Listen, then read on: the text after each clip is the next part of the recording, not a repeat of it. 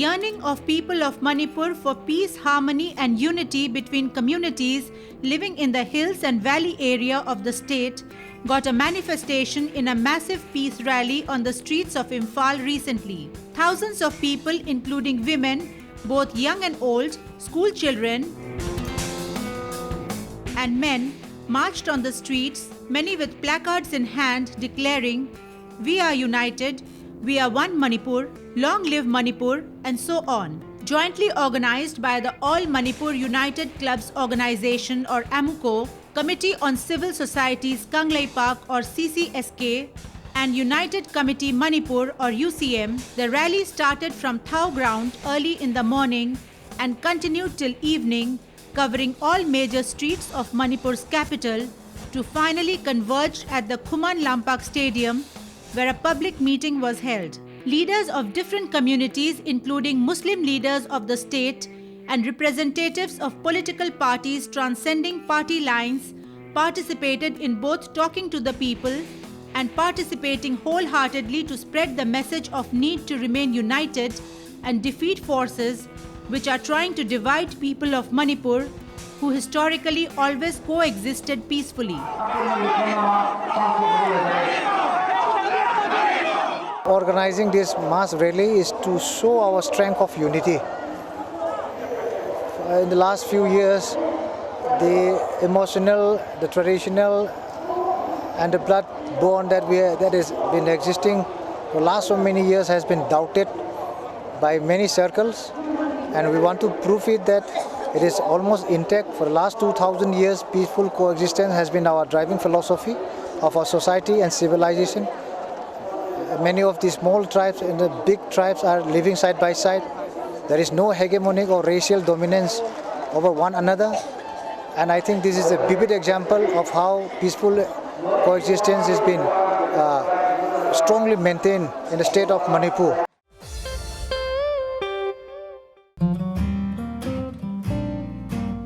Nagaland finally got its own passport office with Union Minister of State for External Affairs, General Retired V.K. Singh, inaugurating it at the new DC complex Chumukdima.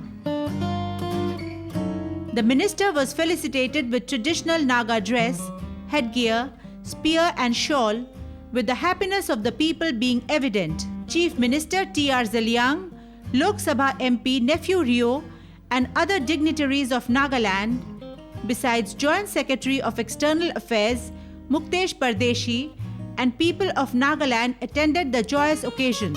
Speaking at the inaugural function, Minister Singh wished for speedy development in Nagaland and said that his ministry is working to shorten the process of clearance and issuing of passports to an uniform 15 days. In this beautiful land, there are so many things to do, and I'm quite sure that as we act on our Act East policy, this will become a focus area for so many things to happen. I look forward to a Nagaland which is rich, which is positive, which is as good as the cultural heritage that it has. Joint Secretary Muktesh Pardeshi informed that at present there are 37 passport offices and 86 passport seva kendras in the country, issuing 1.2 crore passports annually, making India the third after China and USA to be issuing passports.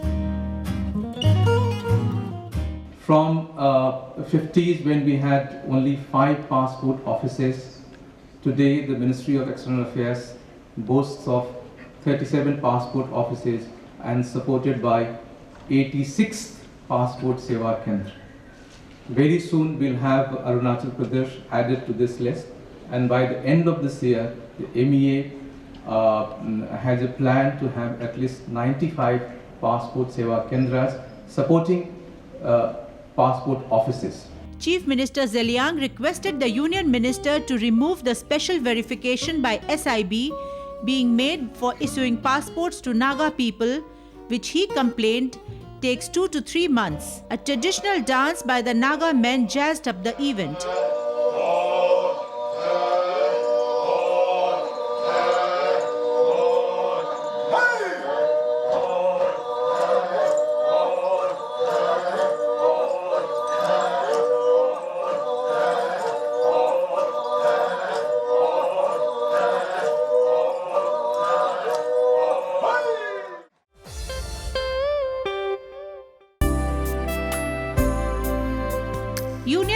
Minister of Health and Family Welfare, Jagat Prakash Nadda, visited Manipur recently to launch Project Sunrise and convene a program for enhancing HIV/AIDS program in northeastern states. Held at City Convention Centre of Imphal, the program was also attended by Manipur State Health Minister Phungzathang Tonsing, Health and Family Welfare Minister of Meghalaya, A.L. Hek, besides others. Addressing the launch function, the Union Minister Nadda said that the Sunrise project is path-breaking initiative which would be implemented in 5 years at a cost of Rs 70 crore in 20 districts across the northeast. It's making availability. People think when we talk about the reduction of the harm strategies, one of the initiatives which we have taken is to increase the availability of these safe needle syringes. This is one strategy which we have undertaken, and the another is the pilot studies have been done, and then we have gone for take-home policy on the opioid substitution drugs. This is another second strategy which we have undertaken. Meghalaya's Health and Family Welfare Minister A.L. Hek complained about funds from NACO not reaching the state AIDS control organizations on time. But one cannot ignore the problem faced by the TI's NGOs in implementing the project because of delay of funds released from NACO.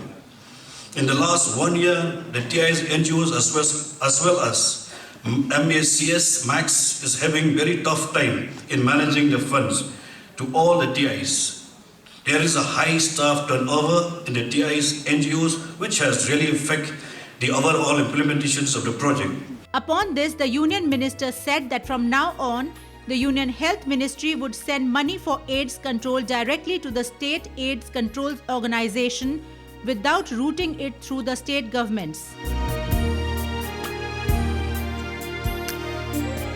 The funds problems were basically because when the funds were being released, it went to the government treasury. And then the government treasury used to give it to the State AIDS Control Society. So, as you all know, when the government functions, their priorities differ from place to place and time to time. So, there is a question of releasing of the funds at the right time, at the right moment. So, we have decided now that the state society will be getting funds directly from the NACO to the State AIDS Control Society.